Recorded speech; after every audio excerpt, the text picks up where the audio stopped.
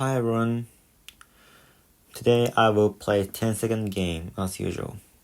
I'm Sante, so I started the game with pawn to 2-6 and he pushed pawn to 3-4. I assumed that he would play ranging rook after I saw him move bishop to 3-3. And in the game, he advances silver first and then moved the rook to second file. It's called opposing rook. First, I push my pawn to 4-6 and 3-6, and then advance my silver to 4-8 and 4-7. And after pushing edge pawn, like kingside edge pawn, I jumped my knight to 3-7, and then pushed the edge pawn in order to prevent bishop to 1-5. Then I moved my my gold first to complete both castle, and then advance silver to 5-6 and aim silver to 4-5 next. So he decided to trade the bishop, but my king recaptures, and now I also succeeded in completing Mino castle by moving silver to 7-8. So actually, the safeness was equal between static rook and ranging rook. And I decided to attack by dropping my bishop. So I will use my bishop stone line. But actually, he decided to attack first, pawn to 3-5. I could have taken it, but I decided to move my rook, and he moved his rook to 3-2 to attack third file. But then I simply took the pawn and the rook recaptures and moved my gold to 4-7 in order to protect knight's head. However, now my castle has become weaker than the opponent since my gold moved away. So it's difficult. Actually, it's difficult to decide whether moving gold was good. And he jumped his knight, so his formation is actually like an Ishida-Style. And now I decided to push pawn to 4-5, again trying to use my bishop down line to attack. And the game was too difficult, but I decided to attack fiercely by pushing pawn to 3-5, attacking his rook, and then move pawn to 2-4, so that I will promote my rook next. But pawn to 3-5 was a very aggressive move, so I wondered if it was a good move. And he actually took my pawn by his knight, and the trade happens. But I had to prevent dragon to promote, his rook to promote. So I decided to move my gold to 3-6. Again trying to attack his rook, and I thought his rook will escape, but I actually didn't see like bishop to 4-8, and I was in trouble.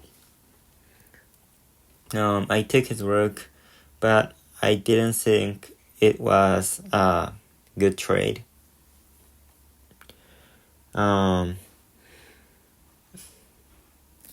So after the trade happened, I had hard time managing this gold like in 4-6, so I had to protect it, but dropping pawn was actually the only way to protect my gold, and therefore I was definitely disadvantageous. And he dropped his knight to 8-4, and I had to drop my knight also in order to prevent it.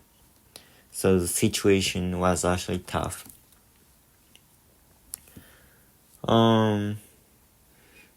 So he took my lance first, and I thought of dropping my rook, but first I gained my pawn so that I can use that pawn to for like some attack or defense at some point. And he jumped his knight, and I decided to push pawn to 8-6 in order to prevent knight to 8-5. I wouldn't allow knight to 8-5 anyway. And since he moved his gold, I finally had the time to drop my rook.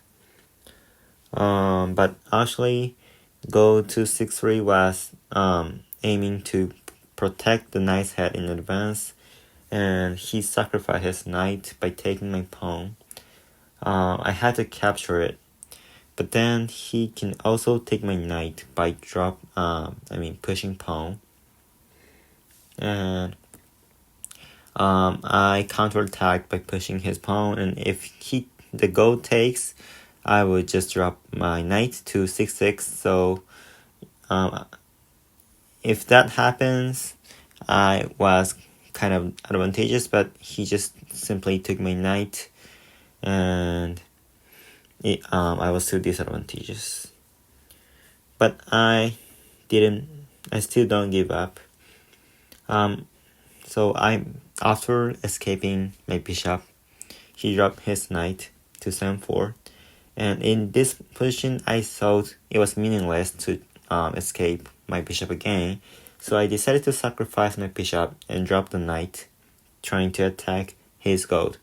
And actually, it was a good decision. So he, of course, took my bishop, but then he took his gold, and his king recaptures and dropped knight again in 8-5. From the opponent's view, dropping knight was actually threatening, and he actually moved his king to 6-2.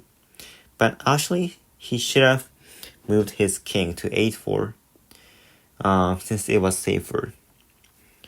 After me taking pawn to 6-6, and he dropped his lance, and I didn't have time to think, and I just dropped my gold to 7-3 and decided to ask him if I was going to be checkmated after some exchanges happened.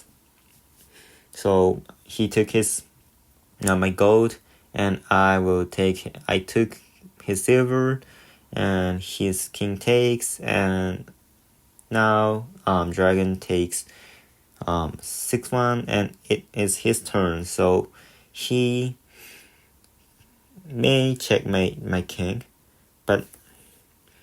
I actually thought I will be checkmated easily, but surprisingly, there was no checkmate. No matter what, he checks my king. So yeah, after taking that promoted pawn takes, after taking that promoted pawn, he could have also dropped his knight, but it's not checkmate actually.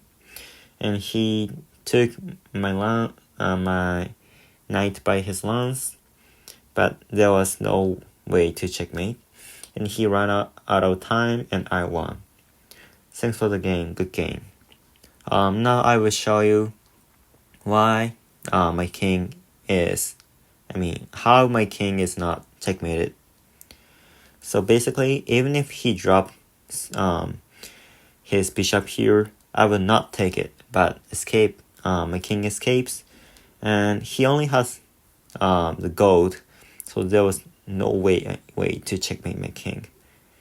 That's why he promoted his pawn, but actually again my knight takes, and even if he drops his knight to 7-6, my king will not be checkmated after moving my king to 9-8. So either way, I will not be checkmated. Overall, in the opening, I succeeded in like completing Mino Castle, but actually, the situation became tough after he attacked sword file first, and I moved my gold to protect my knight and moved away from my king. But yeah, the situation actually reversed after some events around like the king and knight happened. So I actually succeeded in winning from like terrible situation or a terrible position. So I was kind of glad. Alright, that's it for today. If you have any questions, feel free to write a comment below. And I will also appreciate if you give me some feedbacks in the comment. And if you like this video, please like and subscribe. Thanks for watching and see you again.